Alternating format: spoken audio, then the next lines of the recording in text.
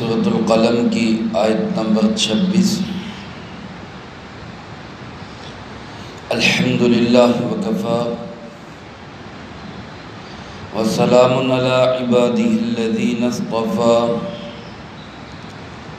خصوصاً علی سید الرسل وخاتم الانبیاء وعلی آلہ واصحابہ الاتقیاء۔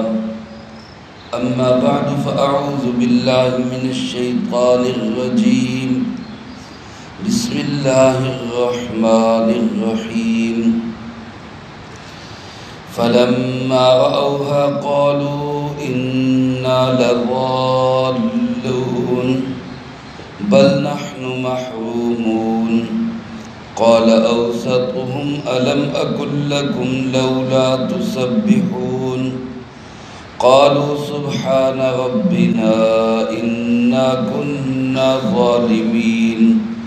فأقبل بعضهم على بعض يتلاومون۔ قالوا يا ويلنا إنا كنا طاغين۔ عسى ربنا أن يبدلنا خيرا منها إنا إلى ربنا راغبون۔ كذلك العذاب ولعذاب الآخرة أكبر لو كانوا يعلمون۔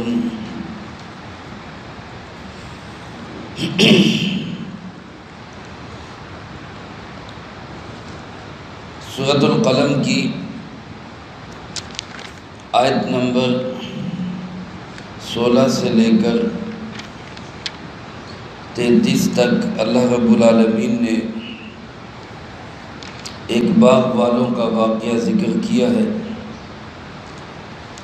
اور مقصود اس سے اہل مکہ کو، مشرکین عرب کو بالخصوص، اور تمام انسانیت کو، قیامت تک آنے والے آخری انسان تک کو،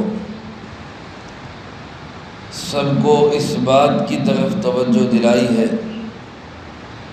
کہ جو لوگ انعامات خداوندی کا شکر ادا نہیں کرتے، رب کی نعمتوں کی قدر نہیں کرتے، تو پھر ان کو اس کا بہت خطرناک نتیجہ بھگتنا پڑتا ہے۔ ہر دم، ہر وقت، ہر انسان پہ اللہ رب العالمین کی لاکھوں کروڑوں انگنت بے شمار نعمتیں برس رہی ہیں۔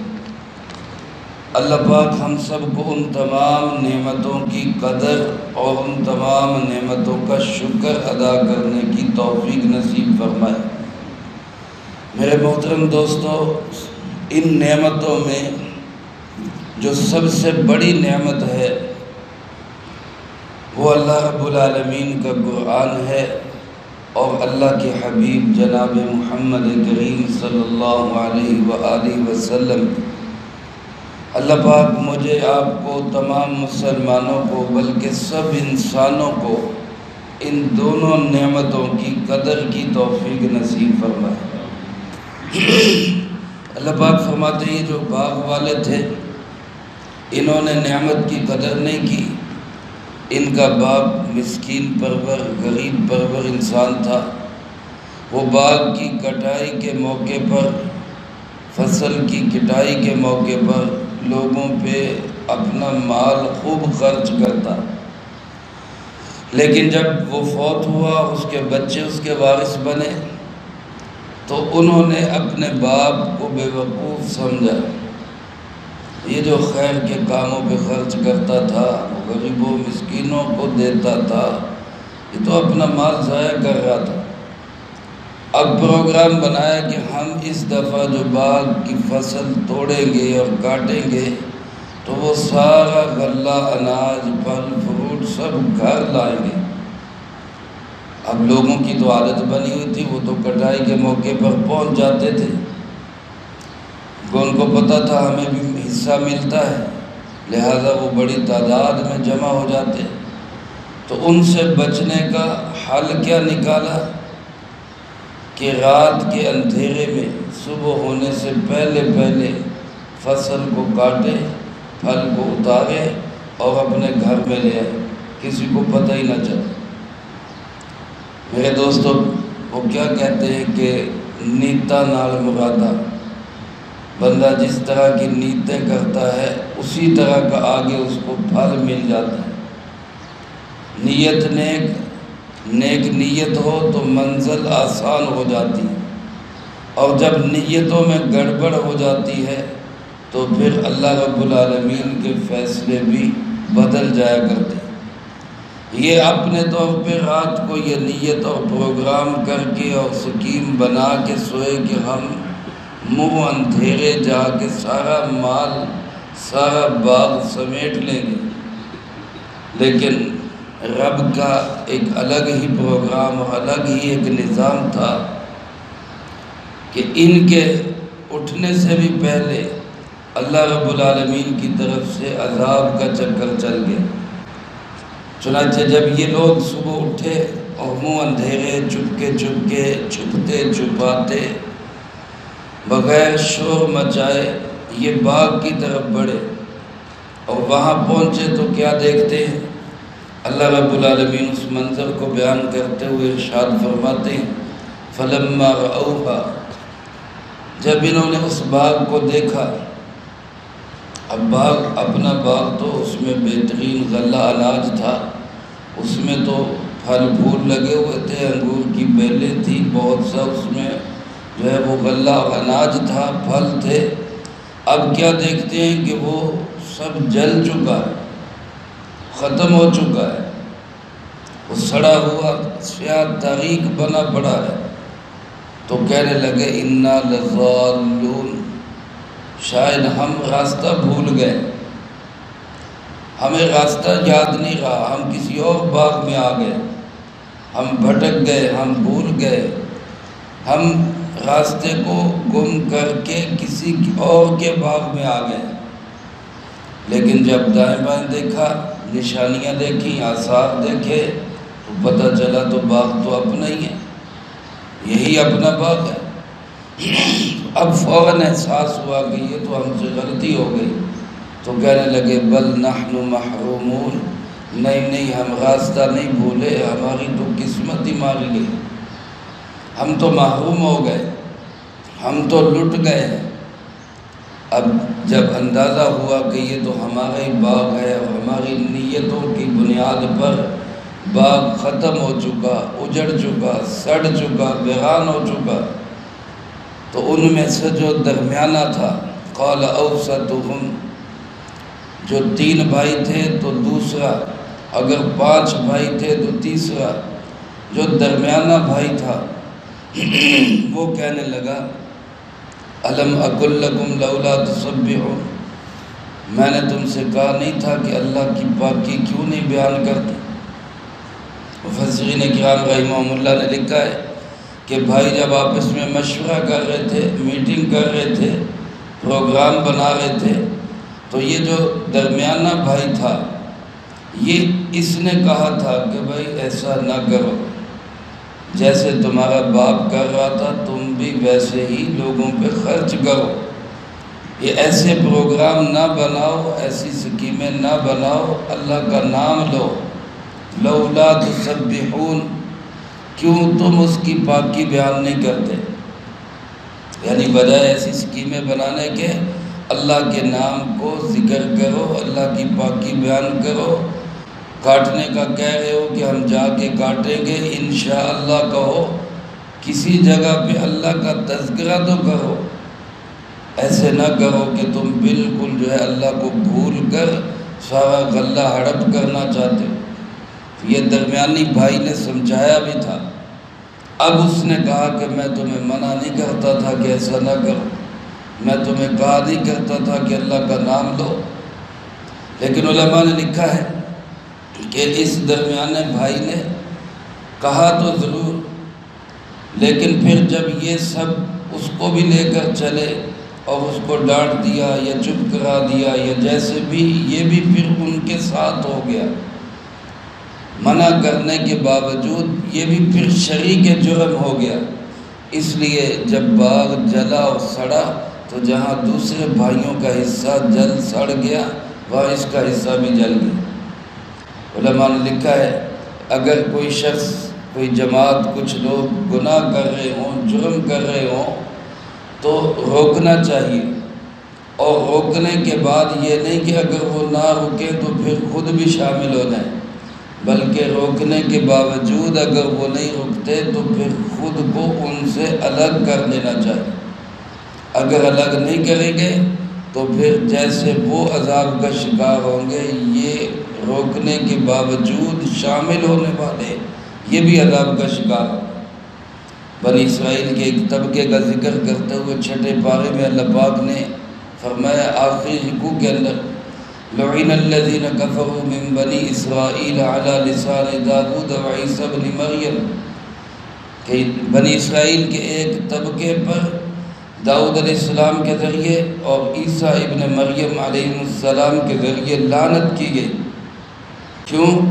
کہ وہ دوسروں کو روکتے تھے اور پھر خود بھی ان کے ساتھ شامل ہو جاتے تھے، منع کر کے گناہوں سے روک کر پھر خود بھی ان جرائم کا ارتکاب کیا کرتے تھے۔ اس لیے میرے عزیز دوستو، اللہ پاک اگر توفیق دیں کہ کسی کو گناہ سے روکیں اور جرم سے روکیں تو پھر خود بھی رکنا چاہیے۔ تو بہرحال یہ درمیانی بھائی کہنے لگا میں نے تمہیں منع کیا تھا اللہ کے نام کو مت چھوڑو، مت بھولو، اللہ کا نام لو، لیکن تم نے میری بات پہ کان نہیں دھرا۔ اب سب کہنے لگے سبحان ربنا انا کنا ظالمین، پاک ہے ہمارا پروردگار، بے شک ہم ہی ظالم تھے۔ فوراً احساس ہو گیا۔ یہ بھی بہت بڑی بات ہے کہ انسان گناہ کرے اور جرم ہو جائے اور نقصان ہونے کے بعد بھی احساس ہو جائے کہ ہم ہی گناہ گار تھے، ہماری غلطی تھی۔ تو سارے بھائی مل کے کہنے لگے اللہ رب العالمین ہمارا پروردگار وہ تو پاک ہے، انا کنا ظالمین، ہم ہی ظلم کرنے والے تھے۔ فاقبل بعضهم على بعض يتلاومون، اور پھر ایک دوسرے کی طرف متوجہ ہوئے اور ایک دوسرے کو ملامت کرنے لگے۔ جیسے ہوتا ہے کبھی ایسے نقصان ہو جائے تو پھر ایک دوسرے سے کہتے ہیں تو ایدہ کیسی، تیری رائے سی تو کہنا سیدھا کر لی، تو ایک دوسرے کو ملامت کرنے لگے۔ لیکن پھر احساس ہوا کہ ہم سب ہی شریک جرم ہیں، ہم سب ہی قصوروار ہیں، تو کہنے لگے یا ویلنا، ہائے ہماری ہلاکت، ہائے ہم پہ افسوس، انا کنا طاغین، یقیناً ہم ہی سرکش تھے۔ کسی ایک کو ہم قصوروار نہیں ٹھہرا سکتے، ہم سارے ہی سرکش اور بدمعاش بن گئے تھے، ہماری نیتوں میں کھوٹ آ گیا تھا۔ پھر اللہ سے توبہ طائب ہوئے اور اللہ سے یہ امید رکھی عسیٰ ربنا ان یبدلنا خیرا منہا، قریب ہے ہمارا پروردگار ہمیں اس کے بدلے میں اس سے بہتر عطا کر دے۔ نقصان ہو جائے، خدا نخواستہ کوئی آفت مصیبت آ جائے، اپنے سب سے پہلے اپنا محاسبہ کریں، میرے گناہوں کا نتیجہ ہے، میرا قصور ہے، میں مجرم ہوں، میرا رب تو پاک ہے، میں ہی قصوروار ہوں۔ اور پھر محاسبہ کرنے کے بعد اللہ کی رحمت سے امید رکھے اور دعا کرے کہ جو نقصان ہوا ہے اللہ اس سے بہتر بدلہ عطا کرے، اس سے بڑھیا چیز اللہ مجھے عطا کرے۔ تو انہوں نے اپنے آپ کو اللہ کے سپرد کر کے معافی مانگ کے خود کو ملامت کر کے پھر اللہ سے امید رکھی ہمارا پروردگار ہمیں اس سے بہتر عطا کرے گا۔ انا الی ربنا راغبون، بے شک ہم اپنے پروردگار کی طرف ہی رغبت کرتے، ہم اسی کا شوق رکھتے، یعنی مایوس نہ ہو بندہ۔ بعض دفعہ ایسا ہوتا ہے بندہ جو ہے وہ رب سے بالکل مایوس ہو جاتا ہے، یہ مایوس ہو جانا یہ بھی اللہ کی رحمت سے دوری کا سبب بنتا ہے، بعض اوقات کفران کا سبب بن جاتا ہے۔ اس لیے ہر حال میں رب کی رحمت سے امیدوار رہنا چاہیے۔ انا الی ربنا راغبون، بے شک ہم اپنے رب کی طرف ہی رغبت اور شوق رکھتے ہیں۔ حضرت عبداللہ ابن مسعود رضی اللہ تعالیٰ عنہ ارشاد فرماتے، امام بغوی رحمۃ اللہ علیہ نے اس کو نقل کیا ہے، فرماتے کہ اللہ پاک نے ان بھائیوں کو یہ بدل دیا کہ وقت کے بادشاہ کو جب پتہ چلا کہ ان بھائیوں کا بڑا نقصان ہو گیا، ان کا باغ جل گیا اور ان کی فصل تباہ ہو گئی، پھل ان کا اجڑ گیا، ویران ہو گیا، تو اس نے اپنے باغوں میں سے ایک نہایت شاندار باغ ان بھائیوں کو دے دیا۔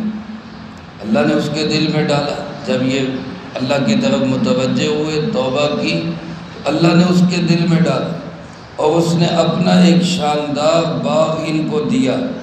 اور حضرت عبداللہ ابن مسعود رضی اللہ تعالیٰ عنہ فرماتے، اس باغ کا پھل ایسا تھا کہ انگور کا ایک خوشہ ایک خچر پہ لادا جاتا تھا، اتنا بڑا اس کا ایک خوشہ ہوتا تھا کہ ایک خچر پہ صرف ایک خوشہ آتا۔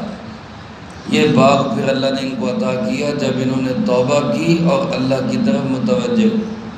سارا واقعہ بیان کر کے اللہ پاک ارشاد فرماتے، کذالک العذاب، عذاب اسی طرح آیا کرتا ہے، جب اللہ کی طرف سے پکڑ آئے تو پھر وہ ایسے ہی آتی ہے۔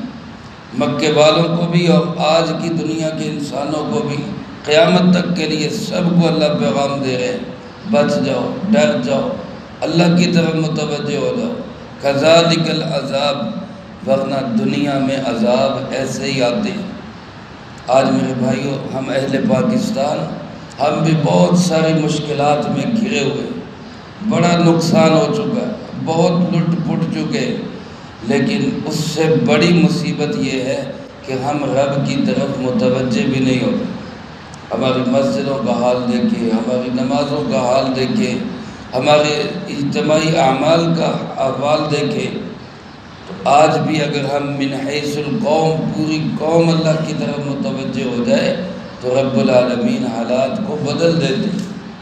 ضرورت اس امر کی ہے کہ ہم اللہ کی طرف متوجہ ہوں، ورنہ اللہ پاک فرماتے دنیا میں تو عذاب ایسے ہی آتا ہے، وَلَعَذَابُ الْآخِرَةِ أَكْبَرُ، اور جو آخرت کا عذاب ہے وہ تو بہت بڑا ہے۔ اگر دنیا کے عذاب سے بھی کوئی نصیحت نہ لے، اللہ کی طرف متوجہ نہ ہو اور آخرت کے عذاب کا مستحق بن جائے تو وہ عذاب تو پھر بہت بڑا عذاب ہے۔ اللہ پاک فرماتے لو کانوا یعلمون، اے کاش کہ یہ لوگ جان لیں، اللہ کرے کہ ان لوگوں کو احساس ہو جائے، ان کو پتہ چل جائے اور یہ اللہ کی طرف واپس پلٹ آئے، رجوع کر لے، رغبت اللہ کی طرف پیدا کر لیں۔ اللہ پاک ہم سب کو اپنی ذات کے اعتبار سے بھی اور پوری قوم کے اعتبار سے بھی اللہ کی طرف متوجہ ہونے کی توفیق نصیب فرمائے۔ جو کہا سنا اس کو زندگی میں لا کے دوسروں تک پہنچانے کی توفیق عطا فرمائے۔ اللہم انت السلام و منک السلام، تبارکت ربنا و تعالیت یا ذا الجلال والاکرام۔ اللہم اعنا علی ذکرک و شکرک و حسن عبادتک۔ اللہم احسن عاقبتنا فی الامور کلها واجرنا من خزي الدنيا وعذاب الآخرة۔ اللہم باقیتا کباقیت الولید، اللہم استر عوراتنا وآمن روعاتنا۔ اللہم انا نجعلك في نحورهم ونعوذ بك من شرورهم۔ اللہم اکفنا بحلالك عن حرامك واغننا بفضلك عمن سواك۔ اللہم اکفنا كل مهم من حيث شئت ومن أين شئت۔ رب اغفر وارحم وأنت خير الراحمين۔ رب ارحمهما كما ربياني صغيرا۔ اے مولا کریم، اس پورے ہفتے میں جتنا درس قرآن ہوا، طلبہ عزیز نے، طالبات نے جو پڑھائی کی، اللہ اس سب کو اپنی بارگاہ میں قبول فرما۔ اللہ ان مقبول اعمال کا جو ثواب ہمارے پیارے آقا جناب محمد کریم خاتم النبیین صلی اللہ علیہ وآلہ وسلم کو پہنچا۔ آپ علیہ السلام کو ہم سب کی طرف سے بہترین جزائے خیر نصیب فرما۔ آپ کے توسل سے تمام انبیاء، تمام صحابہ، تمام اہل بیت، ازواج مطہرات، بنات اطہار، نبی پاک صلی اللہ علیہ وسلم کی امت کے وہ تمام لوگ جو اس دنیا سے جا چکے، جو موجود ہیں